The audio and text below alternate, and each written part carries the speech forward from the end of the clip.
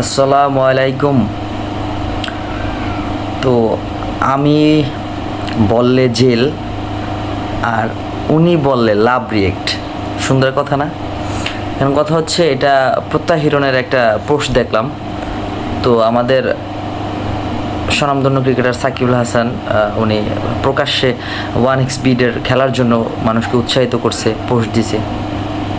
যাক, এটা ওনার ব্যক্তিগত ব্যাপার, কিন্তু কথা হচ্ছে উনিও যেরকম বাংলাদেশের একটা ফেমাস লোক, প্রত্যাহিরণও অত ফেমাস না, কিন্তু উনিও তো একজন মানে মোটামুটি মানুষজন চিনে। ওনার একটা প্রমোশন ভিডিওর মতো ছিল, ওই প্রমোশন ভিডিওতে উনি এরকম বেটিং সাইট নিয়ে আর কি প্রমোশন দিছিল।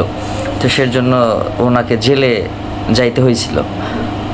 তো খুবই দুঃখজনক ব্যাপার, যদিও বাংলাদেশে এগুলো এলাও না। তো দেখা গেছে আমাদের সাকিব আল হাসান, ওনার তো আবার একটা রীতি আছে ভাই, ক্রিকেটার সাকিব